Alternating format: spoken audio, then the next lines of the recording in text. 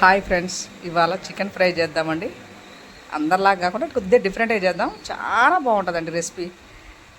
చాలా చాలా టేస్ట్ ఉంటుంది. ఇప్పుడు వెదర్ కూడా చలికాలం కదా, వర్షాలు వచ్చే టైం కదా, చాలా బాగుంటుంది. ఇప్పుడు ఎలా చేయాలో చూపిస్తానండి. కేజీ చికెన్ తెప్పిస్తానండి. కేజీ చికెన్ తెచ్చామండి. నీట్గా కొద్దిగా ఉప్పు వేసి కడిగి ఒక హాఫ్ అన్ అవర్ ఫ్రిడ్జ్లో పెట్టాలండి. హాఫ్ అన్ అవర్ ఫ్రిడ్జ్లో పెడితే ముక్క కూడా మామిడికాయ ముక్కలాగా గట్టిగా ఉంటుంది అన్నట్టు, క్రిస్పీగా.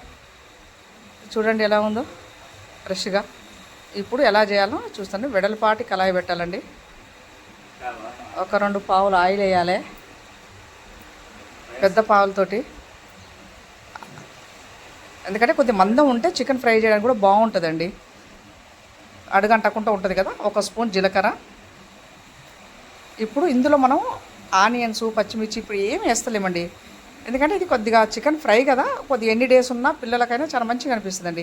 అవి పిల్లలు తినేటప్పుడు అవి ఏదో తగులుతున్నాయి అని ఫీలింగ్ వచ్చేస్తాయి కదా. అట్లా కాకుండా ఇది డిఫరెంట్గా ఉంటుంది కదా. ఇందులో ఇప్పుడు ఆనియన్స్ ఏమి వేయకుండా చేస్తున్నామండి మనం. ఇప్పుడు ఇట్లా ఒక 10 మినిట్స్ 15 మినిట్స్ మగ్గాలండి చికెను, చిన్న మంట మీద. దీంట్లో వాటర్ వస్తుంది కదా, ఈ వాటర్ అంతా అయిపోయిందాక చేస్తే చికెన్ మగ్గినట్టేనండి. కేజీ చికెన్ చూడండి ఎంత వాటర్ వచ్చిందో. ఇదే వాటరు టోటల్ మగ్గిపోయిందాక చేస్తే చికెన్ ఉడికినట్టే. మనకు అందులో ఆటోమేటిక్గా వంట రాని వాళ్ళకైనా అర్థమైపోద్దండి. వాటర్ అయిపోయింది అనుకోండి, చికెన్ అయిందని అర్థం చేసుకోవచ్చు. ఇంకా వాటర్ చూడండి, కొద్ది చిన్న మంట మీద కొద్దిసేపు చేయాలండి. చూడండి ఒక 90% వాటర్ పోయినట్టు అనిపిస్తలేదండి. మీకు కూడా అర్థమైపోతూనే ఉంటుంది చూస్తుంటే. ఇప్పుడు మనం ఇందాక ఉల్లిగడ్డ పచ్చిమిర్చి చేయలే కదండి. ఇప్పుడు పచ్చిమిర్చి వేద్దామండి. ఎందుకంటే ఆయిల్లో ఇప్పుడు మగ్గితే పచ్చిమిర్చి చాలా టేస్ట్ ఉంటుందండి. ఒక 4 పచ్చిమిర్చి వేద్దామండి.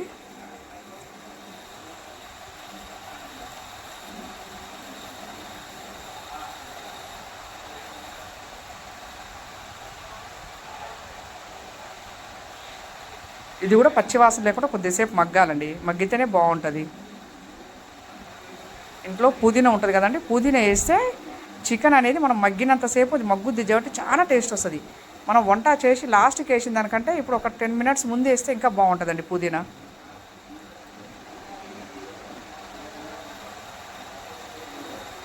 కొత్తిమీర పుదీనా మనం వేసుకున్నప్పుడు చాలా బాగుంటుంది. ఒక్కొక్క కట్ట తీసుకొని కడిగి పక్కన పెట్టాం కదా, అది వేసినామండి. ఇప్పుడు కరివేపాకు 2 రెబ్బలు వేద్దామండి. నూనెలో కరివేపాకు వేగితే ఆ టేస్టే వేరండి.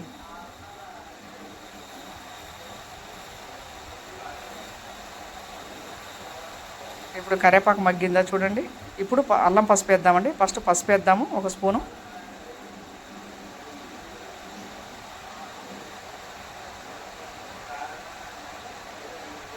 ఇప్పుడు ఫ్రెష్గా ఈరోజు ఎప్పటికప్పుడు నూరుకుంటాం కదండి అల్లం పేస్టు, అది వేస్తే ఇంకా చాలా టేస్ట్ ఉంటుందండి.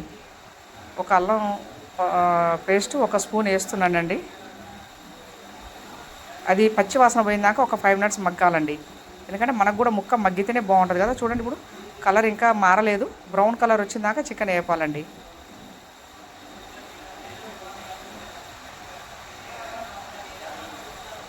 ఇప్పుడు కారం వేద్దామండి 1 స్పూను.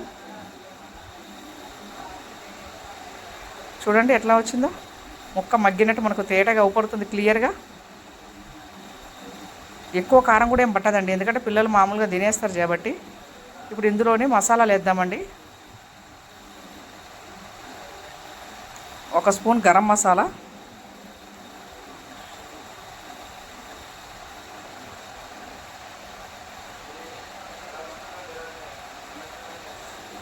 1 స్పూన్ ధనియాల పొడి. మనం ధనియాలు సపరేట్ దంచుకుంటాం కదండి ఎప్పుడైనా.